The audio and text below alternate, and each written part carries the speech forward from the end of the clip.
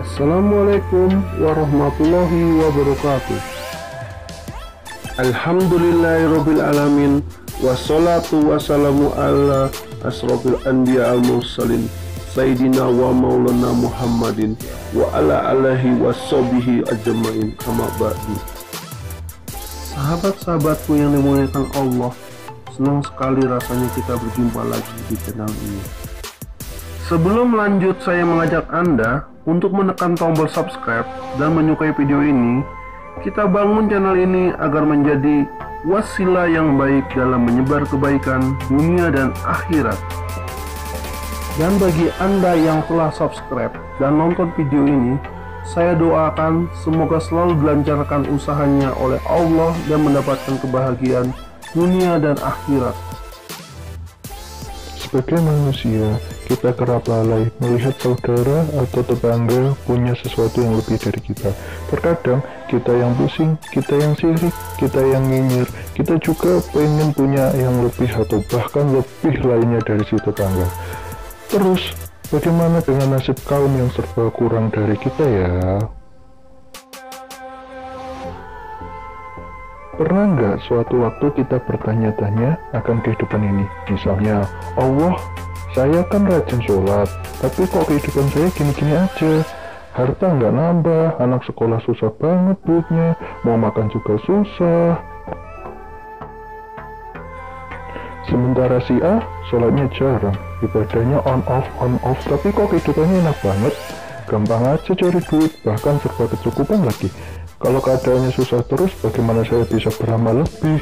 Gimana mau masuk surga dengan bersedekah? Buat hidup aja susah. Mungkin pernah juga kita membatin dalam hati, dia orang kaya, gampang aja pergi haji. Lah saya dari mana dapat uang? Atau dia orang ada, mau sedekah ya gampang, duitnya banyak. Kalau saya mau makan aja susah. Kurang lebih seperti itulah kita, tanpa disadari, hati dan mulut kita kerap bertanya-tanya juga mengeluh tentang kehidupan yang sedang dijalani. Mengeluh, mempertanyakan kenapa begini, kenapa begitu, kapan bisa seperti ini, seperti itu, dan masih banyak lagi pertanyaan serupa. Alkisah di zaman Rasulullah, ada seorang utusan dari kaum fakir ingin bertemu dengan Nabi. Dia mau protes dengan kehidupannya di dunia yang mungkin bisa membawanya sulit masuk surga. Orang fakir bagaimana mungkin bisa sedekah, infak, juga bayar zakat, sementara untuk hidup sehari-hari aja susah. Kisah ini diceritakan oleh Anas bin Malik radhiyallahu an, yang diceritakan kembali oleh guru saya dalam suatu kajian rutin pada Kamis kemarin. Dari Anas bin Malik radhiyallahu an berkata, ada sekelompok orang-orang fakir yang mengirim utusannya agar datang ke Nabi Muhammad SAW. Kemudian yang diutus itu berkata kepada Rasul, wahai Rasul, saya ini utusan orang-orang fakir yang diutus untuk datang kepadamu. Lalu Nabi berkata, selamat datang wahai orang fuqara atau fakir. Engkau datang dari salah satu kaum yang dicintai Allah. Selanjutnya si utusan orang fakir menyatakan tujuannya, wahai Rasulullah, semua yang dilakukan orang kaya selalu membawa kebaikan. Mereka bisa pergi haji juga bersedekah. Kami orang fakir mau makan juga susah. Kalau sakit, mereka si kaum kaya bisa membayar dengan uang tabungannya. Sedangkan kami, mendengar keluhan utusan orang fakir tadi, Rasul berkata, sampaikan salamku kepada orang-orang fakir, bahwasanya barang siapa yang bersabar di antara kamu dan berserah diri kepada Allah, maka ia akan mendapatkan 3 keutamaan di dalam surga yang tidak akan didapat oleh orang-orang dari golongan kaya raya.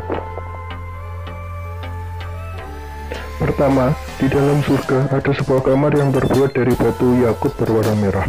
Orang-orang yang punya kebaikan akan melihat kamar tersebut sebagaimana melihat bintang yang bersinar di malam hari. Kamar itu tidak sembarang orang bisa masuk, kecuali Nabi yang fakir, syuhada, orang yang mati syahid dalam keadaan fakir, dan orang-orang mukmin yang fakir.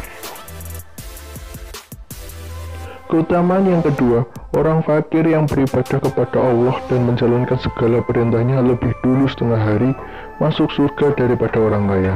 Eits, jangan asal kira setengah hari di akhirat itu sama dengan di bumi, yakni 12 jam. Dalam riwayat tersebut dijelaskan, setengah hari yang dimaksud adalah 500 tahun. Iya, jadi orang fakir lebih dulu 500 tahun masuk surga ketimbang orang kaya. Mereka yang masuk surga duluan itu akan bersenang-senang sesuka hati. Adapun Nabi Sulaiman akan masuk surga paling belakang setelah 40 tahun lamanya Nabi Allah yang lain masuk surga. Ini dikarenakan Nabi Sulaiman adalah Nabi paling kaya di antara Nabi-Nabi Allah yang lain. Nabi Sulaiman diberi kerajaan oleh Allah. Ketiga, apabila orang-orang fakir dan orang kaya bersama-sama sering berzikir dengan perkataan subhanallah walhamdulillahi wala ilaha illallah wallahu akbar secara ikhlas, pahala zikirnya orang kaya tidak dapat mengungguli orang miskin, meskipun orang kaya menambah amalan lainnya dengan infak dan sedekah sebanyak 10.000 dirham. Begitu juga dengan perbuatan baik lainnya yang dilakukan orang miskin akan selalu mengungguli orang kaya. Setelah mendengar perkataan ini, orang fakir tadi pulang kemudian berkata, "Ya Allah, kami ridho, ya Allah, kami ridho." Mereka ikhlas atas keadaan ini sambil tetap terus berusaha memperbaiki diri. Nah, dari riwayat di atas, jangan pernah takut menjadi orang miskin, akan sulit bersedekah, sulit masuk surga. Ternyata ada 3 keutamaan yang akan didapat orang miskin di surga dan tidak didapatkan oleh orang kaya. Meski demikian, kita juga tidak boleh berdoa agar dikasih miskin terus sama Allah. Ingat, orang miskin yang tidak kuat imannya akan mendekatkan diri kepada kekufuran atau kafir. Alih-alih ingin mendapatkan 3 keutamaan di atas, karena tidak kuat iman malah murtad. Nauzubillahi min dzalik. Biar bagaimanapun, Allah lebih menyukai orang-orang fakir yang tetap berusaha menyejahterakan hidup dan ibadahnya di dunia ketimbang mereka yang pasrah berdiam diri. Orang mukmin yang kuat lebih baik daripada mukmin yang lemah. Orang fakir yang mau berusaha lebih baik daripada orang kaya. Dia fakir tapi tetap berjuang keras untuk berkonsisten ibadah dan sedekah masih lebih baik ketimbang orang kaya yang sudah jelas-jelas hartanya banyak juga bersedekah yang banyak. Kita juga tidak akan heran kalau orang kaya mengeluarkan uang yang banyak untuk sedekah. Yuk jangan khawatir atas kondisi dan nasib kita. Allah Maha melihat. Mari sama-sama terus berusaha memperbaiki diri manusia. Kerap lupa dengan ikutan majelis ilmu seperti ini, kita diajak untuk kembali lagi ke jalan yang benar. Wallahu a'lam bishawab. Semoga video kali ini bisa bermanfaat dan menjadikan kita semua makin bersyukur atas karunia dan limpahan nikmat dari Allah Subhanahu wa Ta'ala. Assalamualaikum warahmatullahi wabarakatuh.